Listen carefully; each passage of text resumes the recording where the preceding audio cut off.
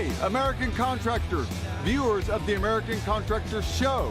I'm here with John Dye at Win the Storm, and I have to tell you, anyone that is associated with American Contractor Show, you are a badass. Big shout out to American Contractor Show. If you don't know, you definitely need to check out the Storm Summit. They're doing it in excellence. Check them out.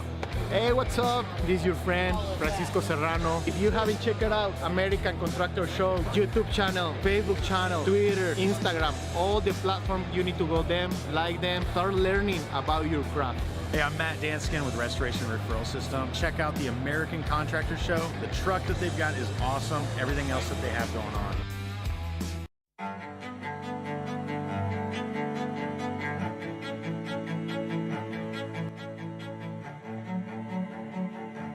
This is Larry Bache with the Merlin Law Group, helping policyholders for more than 30 years. If you have a claim or your client has a claim that needs help, please feel free to call the Merlin Law Group because we are the true policyholder advocate.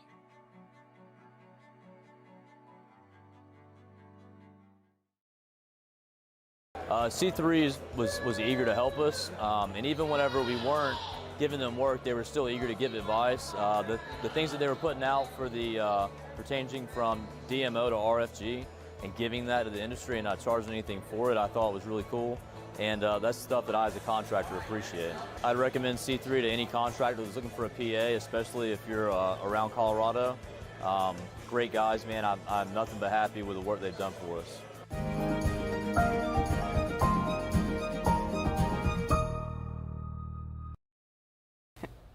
And good afternoon, everyone. My name is meteorologist Heather Kay. Happy Friday. It's time for our daily hail forecast. We got to thank our sponsors. First, though, we got the C3 Group, Merlin Law Group, as well as American Contractor. Thank you guys, as always, for sponsoring these videos. So let's get right into our weather headlines. We have the risk moving a bit south, and yes, you are reading that right. Kansas City do have a shot to see hail today, as well as Wichita, so we'll talk about that. And then as we get into the next few days, it looks to be pretty quiet. However, there is a marginal chance for hail in New Mexico. And then we're going to go into the tropics to see if there's anything new developing. So, or the potential for development, I should say. So we'll talk about that as well. So we do have a few events coming up. This is within the next, this is next week, so the 16th through the 18th in San Antonio, Texas. It's the 2021 Texas Roofing Conference, so we will be there. If you are going to be there as well, make sure you check by and say hi to us. And then on the 25th, we have the Burgers and Bikes event. This is at Fort Thunder Harley-Davidson down in Moore, Oklahoma. So this is basically just down the road from us here at the office. Again, this is Friday, June 25th. And then lastly, this is not until September, but this is a pretty cool event. This is the Thunder Road Race for Recovery. This is going to be at the Oklahoma Motor Sports Complex in Norman, Oklahoma. Again, right down the road from us. September 15th is the date for this. If you're interested in any of these events, they are on our Facebook page, so check it out and go and sign up. It should be a lot of fun. So let's get into yesterday's storm reports. It was actually a pretty busy day, especially in the way of wind. We had a lot of activity up in the northern plains, both of the Dakotas, eastward into parts of Wisconsin. There were even some hail and wind reports in Montana, and then some scattered reports in the southeast. So let's zoom into the main area that we saw activity yesterday. Again, a lot of wind reports. I think there were a few 90-mile-per-hour gusts reported. But yeah, a lot of wind reports across the Dakotas and some scattered hail reports and some more hail activity along the North Dakota, Montana border, and even some activity in the Billings area. But we'll talk about, we did have a 3-star map. I'll get to that in just a few minutes. And then again, more activity in Wisconsin. So if we break it down in terms of the numbers, Yesterday, we saw 4 tornado reports.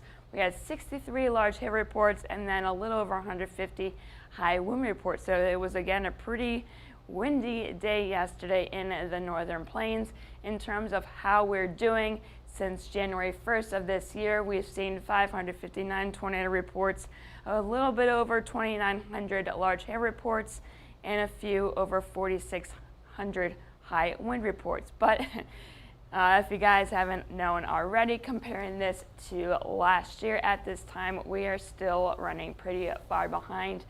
893 tornado reports at this time last year, almost 4,000 large hail reports. So you can see we're still about 1,000 hail reports behind, and then almost 11,000 wind reports. So yeah, we're still quite behind. We're probably not going to catch up, but hey, who knows, right? Mother Nature is always full of surprises. So I did mention we had a 3-star map yesterday, and this is where it was.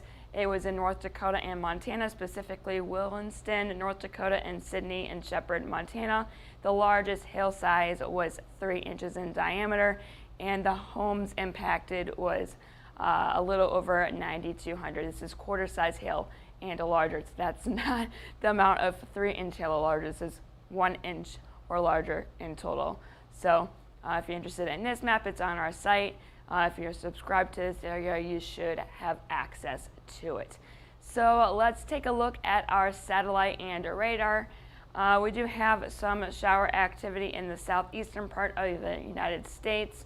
It's quiet in our neck of the woods here in Oklahoma City and in Dallas, westward into Denver, pretty quiet up into the mountain regions. We do have some just basically just hanging out in along Portland down south into northern parts of California, but we do have this system right here in the northern plains still pretty much creating some havoc. I just want to zoom in here. You can see the counterclockwise spin here. This is where our low pressure is centered, and the activity is moving on to the south. And we're going to zoom into basically the area that we're going to be watching for the rest of today.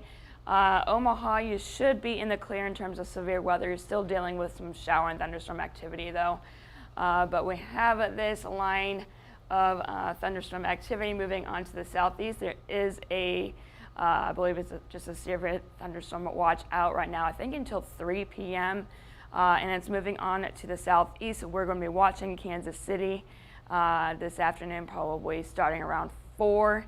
And yeah, it's just going to continue to move on to the southeast. And we're going to zoom out now, taking a look at temperatures.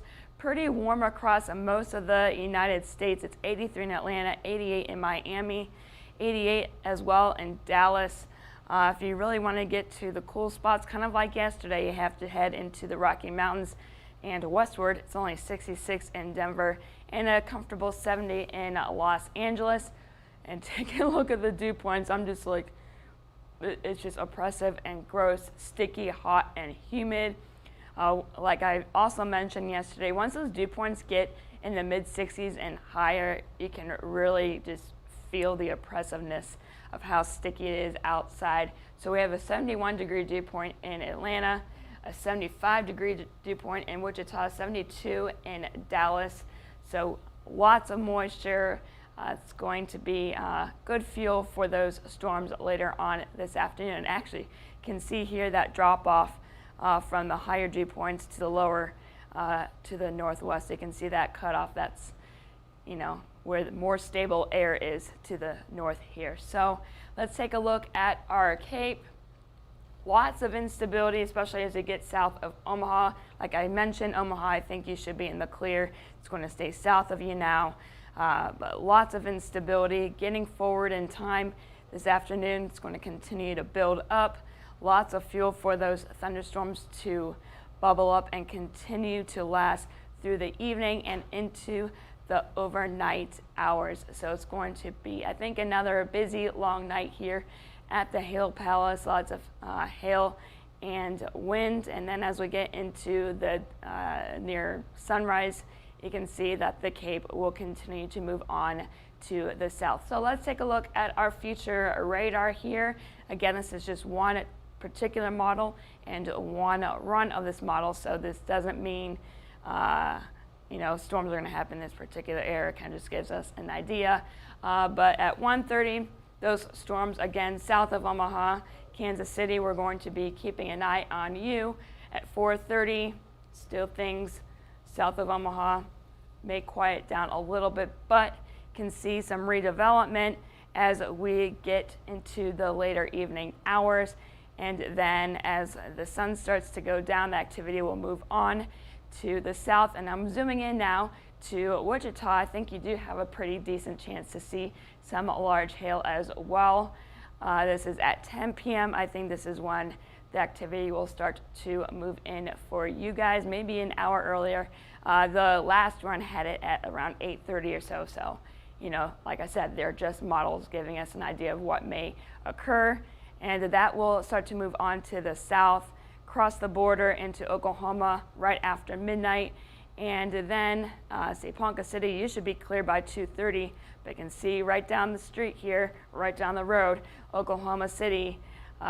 This is at 2:30. Near sunrise, we could see some strong to severe storms moving in our region. So, and I think, again, the last run had us a bit earlier too. So, yeah, we will keep you posted. And then moving on, we do have a secondary area where we could see severe weather. In Wisconsin, we're going to be mostly quiet through the afternoon, but then as we get into the early evening hours, you can see some development in the northwestern part of the state, and then some more robust development is possible once the sun goes down. Rylander, you can see some hail, maybe up to $0.50 size around 9 p.m. And then as we get into later on in the evening, into the overnight, some activity is still possible. And then as we get near daybreak, looks like it's going to be crossing Lake Michigan. Milwaukee, you could see a storm. I think, though, the severe weather should stay to your north. Chicago, you should be clear as well. So Green Bay, Rylander, maybe as far north as Madison, you guys will be in the main risks for that. So let's check out our hail forecast. Again, we do have two areas. Let's zoom in on the first larger area first. Kansas City, Wichita, Oklahoma City, Tulsa. You guys are in the risk today for large hail. I think there's a chance to see up to 2.5-inch hail in the areas such as Wichita, points east. I think Kansas City, you could see up to $0.50 size hail. Some of the models, again, are kind of spotty, so we have to keep an eye on you guys. But yeah, the chance is there for you. And then Oklahoma City, depending how those storms hold together in the overnight hours, $0.50 size hail is possible for you guys as well. Moving on to the northern risk here in Wisconsin, Green Bay, Rylander, again up to $0.50 size hail for the storms that develop later on this evening and into the overnight. We're not really expecting anything in terms of larger hail than that, but hey, you never know, right? So now let's check out our wind once I get this thing to advance. Here we go. So again, two areas, same areas basically. I think we can see some pretty gusty winds with those storms that are continuing right now and may re-intensify later on this evening. 75-mile-per-hour gusts, I think, are possible from basically Wichita eastward to Kansas City and as far south as potentially Oklahoma City. So we will be keeping you updated on this. And then again, a very marginal risk for any storms that develop, up to 60-mile-per-hour gusts for Green Bay and Rylander for any storms that again develop this evening and into the overnight hours. So let me see here. Is the clicker going to be nice? Okay, here we go. Yes, Kansas City, Wichita, Kansas City is next. So for Wichita, I think between 8 and 11 p.m. we could see up to 2.5-inch hail. I have you guys at this is just the size of 2.5-inch hail. Moderate risk for 1-inch hail or larger. I think there's a decent chance that we could see larger than golf ball size hail in Wichita. And now we have Kansas City. Again, max out hail size, I think it could be $half, maybe up to golf ball size hail if we can get a storm by itself and, you know, far enough east. That may be a concern. The chance of hail that could be 1 inch or larger is at moderate, and the chance that that hail will get above golf ball size, I think, is not very good. But again, Mother Nature likes to do her own thing. So let's get into tomorrow. I mentioned the chances of hail, and it's just going to start to drop off quite significantly. We do have a risk though tomorrow for parts of New Mexico. We're going to stay mostly dry through most of the afternoon, but I can see some isolated showers that will potentially develop, and then getting into the evening, really nothing exciting, not a whole lot of population, but yeah, we will have the potential to see a few storms develop into later on into the evening, and then in the overnight they'll start to die off, and that's pretty much all she wrote for tomorrow's hail risk. So let's zoom into the area. Again, really not a whole lot of population. I'm probably going to mess up the pronunciation of this, I'm sorry, but Tacomari, yeah, I think that's how you say it. Here in New Mexico, you have the best shot to see large hail tomorrow up to $half size. Again, very low chance, very isolated, nothing really to write home about, but it's something that we need to watch. And then same area for the wind tomorrow. That same part of New Mexico can see up to 60-mile-per-hour gusts for any of those isolated storms that do decide to pop up. Now, after tomorrow, basically the same area is at risk on Sunday. However, the chance for severe weather could reach as far north as Pueblo. So if you guys are in the Pueblo, Colorado Springs area, make sure you keep an eye on the weather on Sunday. You guys are currently in a very marginal risk for severe weather. Nothing too exciting, but again, it's something. We'll take it, right? This is on Sunday. And then after that, I mean, it's just going to quiet down. So tropics, we do have something that we need to watch in the Gulf of Mexico. Within the next 2 days, we aren't expecting any development, but within the next 5 days, we do have a 20% chance for this to turn into something. So again, it's June, it's early, it's not, you know, we don't really see a whole lot occurring this time of the year in terms of tropical activity, but hey, we do have something to watch. So I believe that's all I have for you today. Make sure, if you haven't already, that you go and follow us on Twitter, Facebook, Instagram, and or YouTube. And if you have any questions, concerns, or if you just want to say hi, can you give us a call at 855-334-4245. You can email us at info@hailtrace.com and check out our website at www.hailtrace.com, where we have more information about our products. We have bios about all of us here. And yeah, if you have any questions or having issues, please feel free to reach out. And I am meteorologist Heather Kay. I hope you all have a great rest of your Friday.